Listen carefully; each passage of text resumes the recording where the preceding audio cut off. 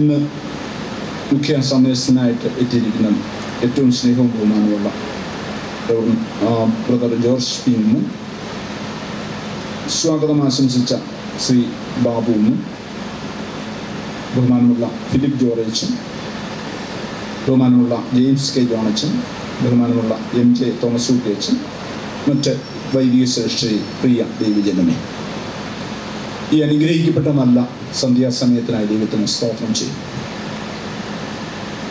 മത്തായിയുടെ സുവിശേഷം അതിൻ്റെ 5-ാം അധ്യായം പ്രാരംഭ വാക്കുകളിൽ അവൻ പുരുഷാരത്തെ കണ്ടാറെ മലമേൽ കയറി ഇരുന്നു.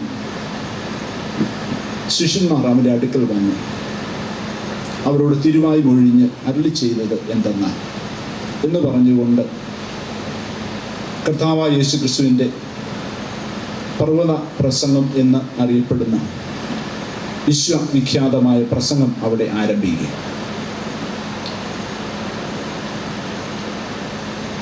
ആരൊക്കെയായിരുന്നു തൻ്റെ ശ്രോതാക്കളെന്ന് 4-ാം അധ്യായം അതിൻ്റെ അവസാന വാക്കുകളിൽ രേഖപ്പെടുത്തിയിട്ടുണ്ട്. നാനാവ്യാധികളാൽ വലഞ്ഞവർ, ചന്ദ്രരോഗികൾ, ഭൂതഗ്രസ്തർ, ഇങ്ങനെ ഒരു നീണ്ട ലിസ്റ്റ് പറഞ്ഞുകൊണ്ട് ഏകദേശം 14 പട്ടണങ്ങളിൽ നിന്നുള്ള ആളുകൾ അവിടെ വന്നുകൂടിയ ദെക്കപ്പൊലി മറ്റ് 3 ഇടങ്ങളിൽ നിന്നുള്ള ഏകദേശം 14 പട്ടണങ്ങളിൽ നിന്നുള്ള ആളുകൾ കർത്താവായ യേശു ക്രിസ്തുവിൻ്റെ ശ്രോതാക്കളായി വന്നുകൂടുകയാണ്. അപ്പോൾ ഏറെ ആർത്തിയോടെ വന്നിരുന്ന ഒരു സമൂഹം കർത്താവായ യേശു ക്രിസ്തുവിൻ്റെ വചനം കേൾക്കുവാൻ ഏറെ ആർത്തിയോടെ വന്ന ഒരു സമൂഹം.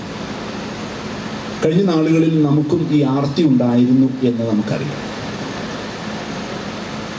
മണക്ക് യോഗത്തിന് പോകുന്നു എന്ന് പറഞ്ഞുകൊണ്ടാണ് ഭവനത്തിൽ നിന്ന് യാത്ര പുറപ്പെടുന്നത്. ഞങ്ങൾ കങ്ങഴ ദേശത്ത് വസിക്കുന്നവരാണ്. ഇവിടെ നിന്നെല്ലാം പുന്നുവേലി വഴി നടന്ന് കൺവെൻഷൻ പന്തലിൽ എത്തുന്ന ഒരു പതിവാണ് ഞങ്ങൾക്കൊക്കെ ഉണ്ടായിരുന്നു, പ്രത്യേകിച്ച് ഞങ്ങളുടെ പിതാക്കന്മാർക്കൊക്കെ. എന്തെന്നില്ലാത്ത ഒരു ആർത്തി, വചനം കേൾക്കുവാനുള്ള ഒരു ആർത്തി. ആ ആർത്തി കൊണ്ടാണ് നമ്മളൊക്കെ ഇത്രത്തോളം അനുഗ്രഹിക്കപ്പെടുവാൻ കാരണമായി തീർന്നത്. അന്നത്തെ പിതാക്കന്മാരുടെ തലമുറ ഇത്രത്തോളം അനുഗ്രഹിക്കപ്പെട്ട് മല്ലപ്പള്ളിയുടെയും പ്രാന്തപ്രദേശങ്ങളിലുമൊക്കെ ഇത്രത്തോളം അനുഗ്രഹിക്കപ്പെട്ട് ജീവൻ നയിപ്പാൻ, ഉയർച്ച വരുവാൻ കാരണമായി തീർന്നത് അന്നത്തെ ആർത്തിയാണ്. ഇന്ന് ആർത്തിയില്ലാത്തൊരു സമൂഹമായിട്ട് നമ്മളൊക്കെ മാറി. എത്ര പ്രാവശ്യം പള്ളിയിൽ നോട്ടീസ് പറഞ്ഞാലാ ഒന്ന് കൺവെൻഷന് പോകുന്നത്, എന്തെല്ലാം ഷോ കാണിച്ചാലാ ഒന്ന് കൺവെൻഷന് വരുന്നത്. കർത്താവായ യേശു ക്രിസ്തു പുരുഷാരത്തെ കണ്ടാറ മലമേൽ കയറി ഇരുന്നു. അവൻ്റെ സ്റ്റേജ് എന്താണെന്ന് അവിടെ പിടികിട്ടിയില്ല. മലമേലോട്ട് കയറി അവിടെ ഇരിക്കുന്ന കർത്താവ്. ഇന്ന് നമുക്ക് മനോഹരമായ സ്റ്റേജുണ്ട്, അലങ്കരിച്ചുള്ള സ്റ്റേജ്, ചെടിയും പൂവും കായും എല്ലാം വെച്ചുള്ള അലങ്കാരം, മനുഷ്യനെ ആകർഷിക്കാൻ വേണ്ടിയുള്ളത്. എന്നാൽ പാറപ്പുറത്താണോ വെറും മണ്ണിനകത്താണോ ഇരുന്നെന്ന് അവിടെ രേഖപ്പെടുത്തിയിട്ടില്ല. അവൻ കയറിയിരിക്കുക.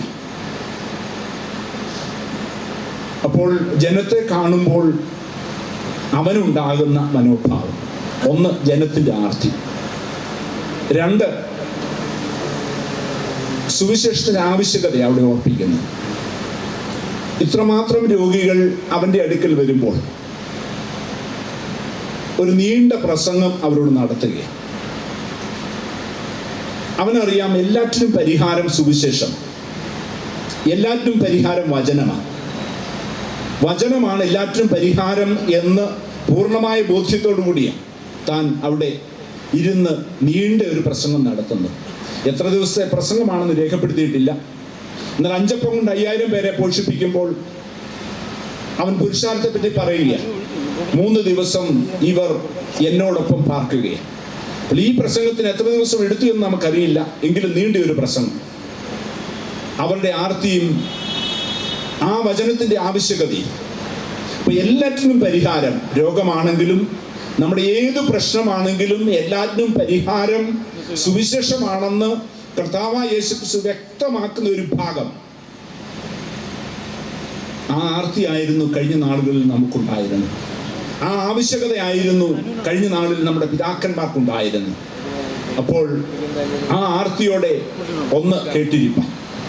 അതോടൊപ്പം തന്നെ ഞാൻ പലപ്പോഴും വിചാരിക്കും, ഇന്ന് സ്നാപക യോഹന്നാൻ ഇവിടെ നിന്ന് പ്രസംഗിക്കുമ്പോൾ സർപ്പസന്തതികളെ വരുവാനുള്ള കോപത്തെ വിട്ട് ഒഴിഞ്ഞു പോകുവീൻ എന്ന് പറഞ്ഞാൽ അവിടെ ഇരുന്നു കൊണ്ട് പറയും, സർപ്പം നിന്റെ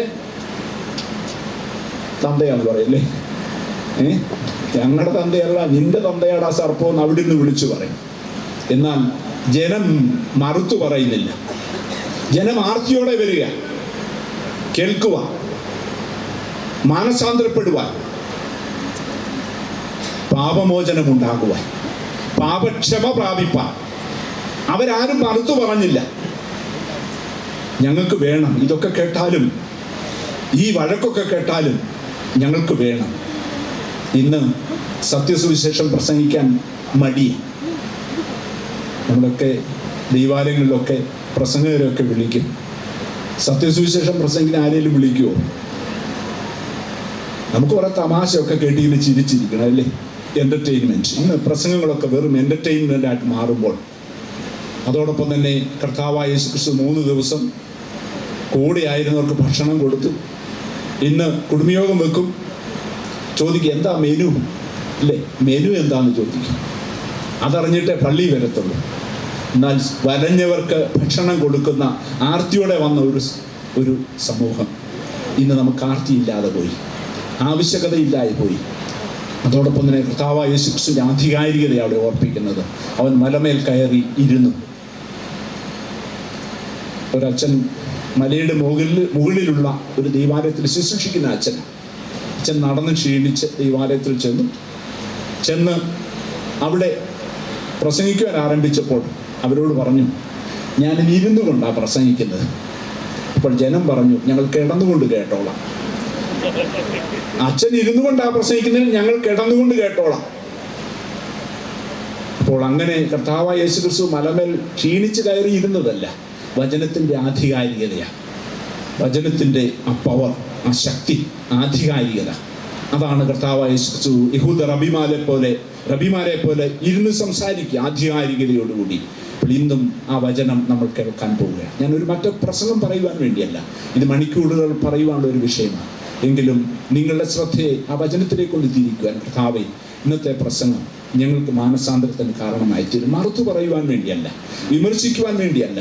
കർത്താവേ, ഞങ്ങളുടെ പിതാക്കന്മാർ ആർത്തിയോടെ വന്നതുപോലെ ഞങ്ങൾ വരിക അങ്ങയുടെ സന്നിധിയിലേക്ക്. ആ ആർത്തി ഞങ്ങൾക്ക് നൽകണമേ, ആ ആവശ്യകത ഞങ്ങൾക്ക് നൽകണമേ. ആധികാരികമായി പറയുന്ന സുവിശേഷം കേൾക്കുവാനുള്ള കൃപ ഞങ്ങൾക്ക് നൽകണമേ എന്നുള്ള പ്രാർത്ഥനയോടെ നമുക്ക് വചനത്തിന് ചെവി കൊടുക്കാം. അതിന് സർവശക്തനായ ദൈവം എന്നെയും നിങ്ങളെ സഹായിക്കട്ടെ എന്ന് പ്രാർത്ഥിക്കുന്നു. ദൈവം നമ്മെ അനുഗ്രഹിക്കും.